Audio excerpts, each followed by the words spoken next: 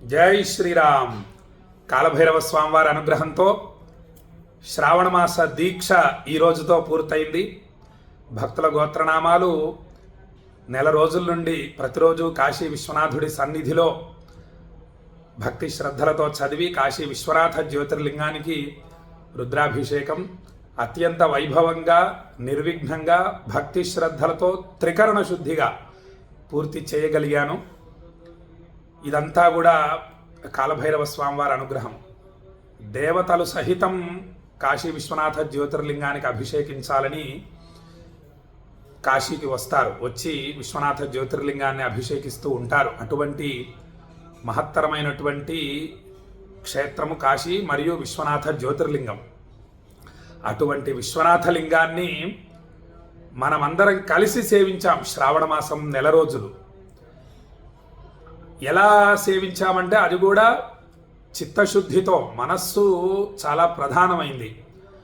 మనస్సుని శుద్ధంగా ఉంచుకొని భక్తితో సేవించాం. మీ అందరి మనస్సులు కూడా కాశీ మీద లగ్నమయ్యే విధంగా కాశీ విశ్వనాథుడు కాలభైరవ స్వామివారు నాతో 4 మాటలు చెప్పిస్తూ ప్రతిరోజు మీ మనస్సుని కాశీ మీద లగ్నమయ్యే విధంగా చేస్తూ జాగ్రత్తగా శ్రావణమాస దీక్షని మనమందరం కలిసి పూర్తి చేయగలిగాం.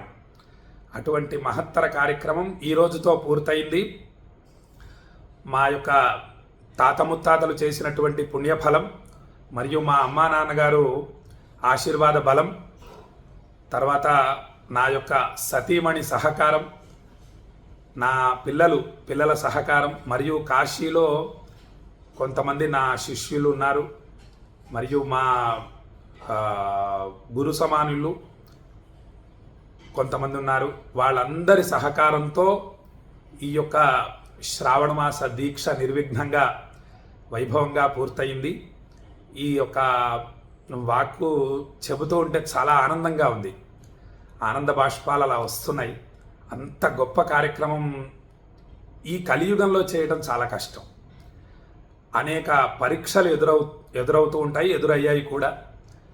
వాటన్నిటి నుండి కూడా రక్షిస్తూ వచ్చాడు కాలభైరవ స్వామివారు. ఎందుకంటే సామాన్యమైందా?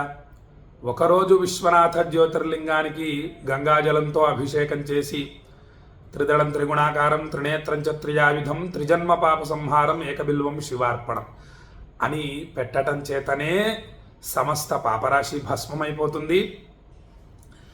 అనంతమైన ఆధ్యాత్మిక సంపద వస్తుంది, ఐశ్వర్య ప్రాప్తి కలుగుతుంది, మోక్ష సాయుధ్యం కూడా, దుర్లభమైనటువంటి మోక్ష సాయుధ్యం కూడా కలుగుతుంది. అటువంటి కార్యక్రమం ఒకరోజు చేస్తేనే విశేషం. ఇక నెల రోజులు చేయటం వల్ల వచ్చే ఫలితం ఏమిటి అంటే దాన్ని మానవ మాతృలు ఎవరు వివరించగలుగుతారు? అటువంటి గొప్ప కార్యక్రమం కాలభైరవ స్వామివారు మనందరితో చేయించారు. కాలభైరవ స్మరణ చాలా ముఖ్యమైంది. కాలభైరవ స్వామిని ఆనందపరచాలి అన్న భావనతో నేను నిన్న కాలభైరవ హోమం మరియు పూర్ణాహుతి చేయటం జరిగింది. వాస్తవానికి ఈ యొక్క దీక్షలో కాలభైరవ హోమం అనేది జోడించడం జరిగింది. కృతజ్ఞత, భక్తి, స్వామి మీద ఎంత భక్తిభావం పెంచుకుంటే అంత విశేషం. ఆ స్వామి అనుగ్రహంతో ఇన్ని కార్యక్రమాలు మనం కాశీలో చేయగలిగాం. కాబట్టి అటువంటి అద్భుతమైన కార్యక్రమం మనం అందరం కలిసి కాశీలో చేసుకున్నాము అని చెప్పి భక్తులకు తెలియజేస్తూ ఈరోజు ఒక అద్భుతమైనటువంటి శ్లోకాన్ని తెలియజేసి దాని అర్థాన్ని తెలియజేస్తాను. ఇందాక తెలియజేశాను, ఒక బిల్వదళం, కాశీని నీళ్లు పోసి బిల్వదళం పెట్టడమే విశేషం విశ్వనాథుడి శిరస్సు మీద. అటువంటిది నెల రోజుల నుంచి అనేక వేదమంత్రాలతో అభిమంత్రించిన జలాన్ని అభిషేకించి బిల్వదళాలు పెట్టడం ఇంకెంత విశేష ఫలితం. దానికి ఏదన్నా ఉదాహరణగా ఏమన్నా మనకు ఋషులు ఏమన్నా శ్లోకాన్ని అందించారు. ఆ శ్లోకాన్ని మీకు తెలియజేస్తాను, చూడండి. నీలకంఠుని శిరముపై నీళ్లు చల్లి పత్తిరిసుమంతు నెవ్వాడు పారవైవ గంగిగోవు వాడింటి గాడి పశువు మల్లసుర శాఖి వాణింటి మల్లె చెట్టు. అద్భుతమైనటువంటి శ్లోకం ఇది. ఈ శ్లోకం అర్థం ఏమిటంటే నీలకంఠుడు అంటే విశ్వనాథుడు. ఆ విశ్వనాథుడి శిరముపై కాసిన నీళ్లు చల్లి, మళ్ళీ భక్తితో పోస్తే మరి ఏ ఫలితమో తెలియదు, కాసిన నీళ్ళు అలా చల్లినా చాలుట, స్వామి మీద పడితే చాలు, కాసిన నీళ్ళు అట్లా పోస్తే చాలు. చాలామందిని, కొంతమందిని అంటే భక్తులందరినీ ఈ మధ్యకాలంలో బయట నుండే పంపిస్తున్నారు. భక్తుల్ని గర్భాలయ ప్రవేశం ఉదయం 1 గంట సేపు, సాయంత్రం 1 గంట మాత్రమే ఉంటుంది. వాళ్ళందరూ ఏం చేస్తున్నారంటే ఒక ధారాపాత్ర పెడుతున్నారు, ఆ ధారాపాత్రలో పోస్తే అవి వెళ్ళి స్వామి మీద పడుతున్నాయి. కొంతమంది ఇలా పోస్తారు నీళ్ళని, గంగాజలాన్ని ఇలా చల్లుతారు ఆ గడప దగ్గరికి వెళ్ళిన తర్వాత, విశ్వనాథుడి దగ్గరికి వెళ్ళిన తర్వాత ఆ నీళ్లు వెళ్ళి స్వామి మీద పడుతూ ఉంటాయన్నమాట. అలా పడ్డప్పుడు ఏదో కొన్ని బొట్లు మాత్రమే పడుతూ ఉంటాయి, కొద్ది భాగం ఆ పక్కన పడుతూ ఉంటాయి.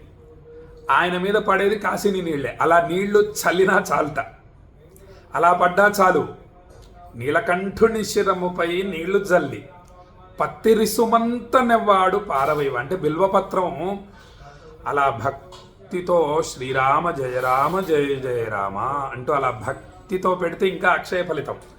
అలా కాకుండా మరి ఇప్పుడు చూడండి, ఆ భక్తులు బయట నుంచి పంపించిన భక్తులు ఏం చేస్తారంటే ఆ బిల్వపత్రాన్ని అలా వేస్తారు స్వామి మీద, గడప దగ్గర నుంచి అలా స్వామి మీదకి విసిరేస్తారు.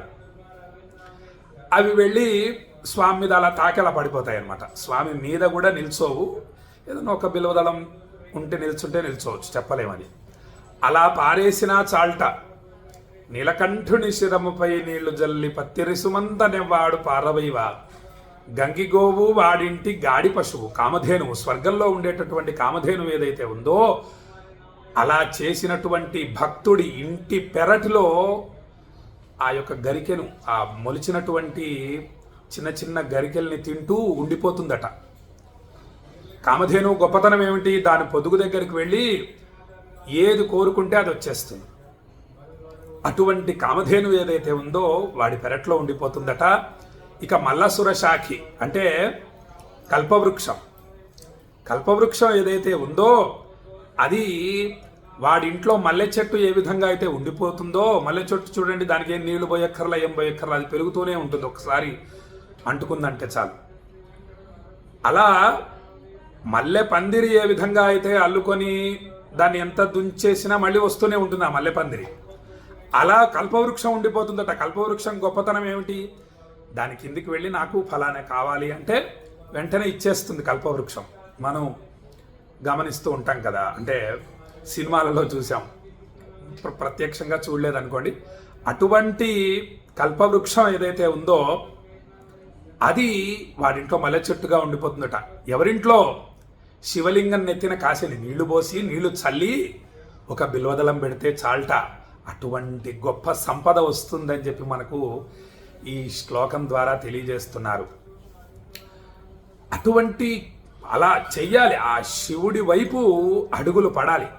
శ్రావణ మాసమే కాదు, భాద్రపదం, ఆశ్వీజం, కార్తీకం, మార్గశిరం, పుష్యం, మాఘం, ఫాల్గుణం, ఇలా మొత్తం నెలలన్నీ కూడా విశ్వనాథ జ్యోతిర్లింగాన్ని అభిషేకించాలని ఉంది కోరికగా. ఆ స్వామి మరి ఎప్పుడు అనుగ్రహిస్తాడో కాలభైరవుడు, ఆయన అనుగ్రహం కలగాలి. అందుకు రోజు కాలభైరవ అష్టకం పారాయణ చేస్తూ ఉన్నా నేను.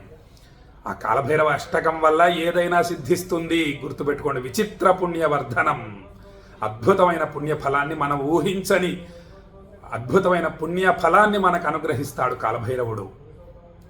కాబట్టి అలా విశ్వనాథుడి శిరము మీద నీళ్లు చల్లి బిల్వపత్రం ఒకరోజు పెడితేనే విశేషం. ఇక నేను చక్కగా మీ గోత్రనామాలు స్వామివారు వింటున్నారు అన్న భావనతో భక్తితో చదివి, సహజంగా చూడండి, శివ సహస్రం చదువుతుంటే మనకు ఆనందం కలుగుతూ ఉంటుంది. శివయ్యకి భక్తుల పేర్లు వినపడాలి, స్వామి ఆనందిస్తారు, అది నా భావన. భక్తుల పేర్లు చక్కగా చదువుతూ ఉన్నాం అనుకోండి, స్వామి వింటూ ఉంటాడు. ఒక్కొక్కరి పేరు ఉచ్చరించగానే వాళ్ళ గురించి స్వామివారు మొత్తం తెలిసిపోతూ ఉంటుంది. స్వామివారు ఆనందిస్తూ ఉంటారు. వాళ్ళ కష్టాలు ఏమున్నాయి, ఏమేమి తీర్చాలి, వాళ్ళని ఎలా అనుగ్రహించాలి అని కూడా స్వామివారు ఆలోచిస్తూ ఉంటారు.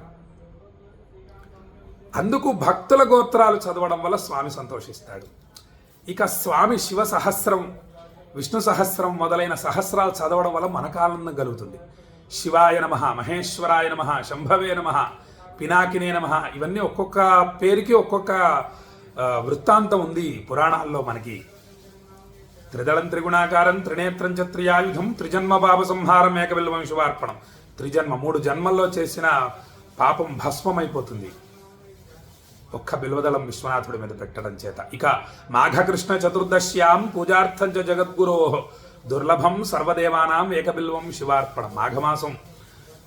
మాఘమాసంలో వచ్చేటటువంటి కృష్ణ చతుర్దశి ఏదైతే ఉందో అది శివరాత్రి అత్యంత దుర్లభమైంది. తత్రాపి దుర్లభం మన్యే నభోమాసేందు వాసరే ప్రదోషకాలే పూజాయాం ఏకబిల్వం శివార్పణం. దానికన్నా విశేషమైంది శ్రావణ మాసంలో వచ్చేటటువంటి సోమవారం మరియు ప్రదోష సమయం.